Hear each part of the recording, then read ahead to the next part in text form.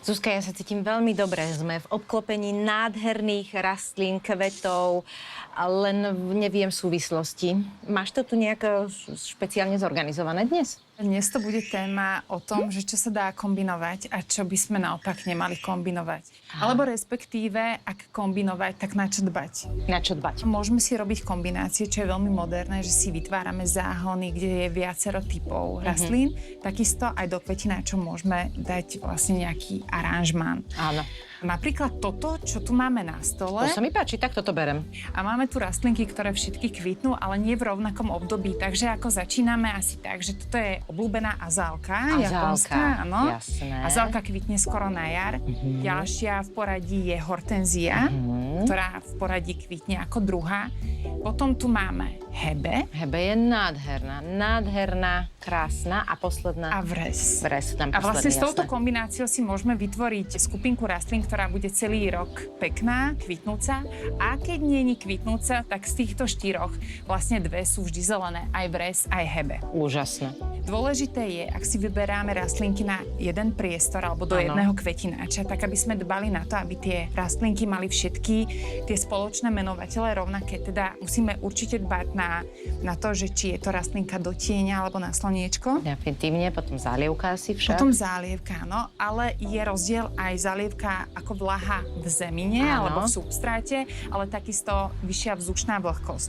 A takisto musíme dbať pri výbere rastlín, teda tej skupinky na to, aby si vyžadovali všetky tie rastlinky rovnakú zeminu alebo rovnakú kyslosť pôdy. Rozumiem. Pretože nemôžeme do jedného kvetináča do tohto segmentu nasypať úplne inú zeminu, než do tohto, pretože sa to s tou zálievkou premieša aj tak. Rozumiem. Dobre, tak túto skupinu sme si akoby pomenovali a teraz poďme na také tie, ktoré nesedia dokopy, alebo ak áno, Ktoré tak by sa... určite nemali byť ani blízkosti seba. A vysvetlím prečo. Dobre. Môžeme si tu podať tú rastlinku. Túto? Áno. To je okrasný vavrín. Má to veľmi veľa podruhov a najviac používajú tieto vavríny na živé ploty. No, je to vždy zelená rastlina, má to veľmi pekné lesklé listy, dá sa to strihať, je to pomerne náročná rastlina a vytvára to krásne aj plody. Áno, ale je to jedovaté? Na väčšinu okrasných rastlín nie je spravená štúdia, že nakoľko sú tie plody jedovaté Jasné. a v akom pomere, teda, že aké je to množstvo, ktoré keby si skonzumovala, tak by uškodili. Každopádne nie je to jedlá rastlinka, obsahuje to istý pomer jedovatých látok, aj bobulky, aj listy. Chcela by som zdôrazniť, že sú rastlinky, ktoré pre mňa ako záhradničku nie sú podobné, ale viem, že pre laikov áno, ale ako aj zmieriteľné. Áno. A preto si myslím, že by bolo veľmi dobre dbať na to, aby sa nesadili rastlinky nejedlé alebo jedovaté s takými, ktoré ale poznajú deti alebo Rozumiem. Čiže príslušníci tuto nejaká rodiny. čučorietka sa vie pomýliť alebo niečo Môžeme podobné sem, pre preto deti. sme sem doniesli aj aróniu. Jasné, arónia je dobrý Arónia príklad. sa veľmi podobá na čučoriedku alebo aj na muchovník, na amelanchier. Takže je ideálne naozaj vlastne dodržať veľký odstup, aby to nebolo zmýliteľné. Keď, dajme tomu, je cesta k arónii, tak aby to dieťa neprechádzalo vedľa Jasné. vavrína, pretože Rozumiem. potom sa tam môže stretnúť s takým rovnakým plodom a pochybujem, že tie malé deti si To v tom rozoznajú. spravia Samozrejme, rozdiel. absolútne máš pravdu. Tuto sme si tie bobulky dali naozaj vedľa seba. Pozri sa, toto je... Či by si uhadla? A ty? No ja viem, ja som si ich tam ukladala. Ale teda toto je arónia, malinká arónia. To je okrasný vavrín. Toto je akože, to je že to isté. Každopádne, ak by si spravila, tak už by si netrúfla dať Tak jedno z sme nich. v keli, takzvané. A bohužiaľ, veľmi často sa stretávame, že pri reštauráciách sú bylinkové záhony kombinované s okrasnými Aj. a mieša sa to tam. A niektoré rastliny sú vysoko jedovaté a stačí jeden list a už je problém. A náhodou, keď to nie je školený personál a čašník Samozrejme. nemusí byť školený personál, tak je to veľmi ľahko zmieliteľné, takže ukážeme si ďalší príklad. Dobre. Je to oleander, ktorý sme na schvál pripravili taký, ktorý momentálne nekvitne, aby bol ten rozdiel Rozumiem. trošku zjavnejší. Je to tiež vždy zelená rastlina, vavrín, bobkový list tiež je vždy zelená. Obidva sú aj okrasné rastliny a veľmi dobre prežívajú aj v kvetináčoch, preto sú veľmi používané. Ale oleander, listy sú veľmi jedovaté. Samozrejme, že nevadí používať jedovaté rastliny v záhradách alebo ani v terasách, Ak nie je zvyklosť používať z toho daného prostredia alebo miesta Niečo do kuchyne. niečo na konzum.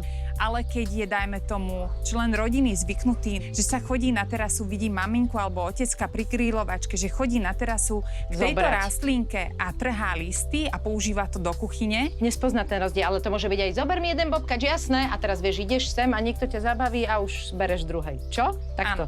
Vidíš? preto je dobré naozaj tie rastliny nemiešať, nedávať ich blízko seba, aby sa takéto fatálne omyly nemohli stať. No a teraz tuto máme poslednú skupinu, hej, takých tých, ktoré by si ty nedala ku sebe a ja tu cítim vôňu rozmarínu. Áno. Ukáž? To je vôňa rozmarínu, toto, Je vôňa rozmarínu? to je Áno, ale... Nie. Nie je, že? Vidíš to? Ty ma oklamala a presne toto sa môže stať. Áno, presne, tu máme dva typy rysov. Áno, dva A typy, tu hej. máme dva typy rozmarínov. Áno. Je to aj ako krásna rastlinka, veľmi často používaná, pretože je veľmi odolná, je vždy zelená, kvitne nádherne, ale takisto sa veľmi veľa používa aj tis na živé ploty, aj ako solitérna rastlina. Tiež je to vždy zelená rastlinka.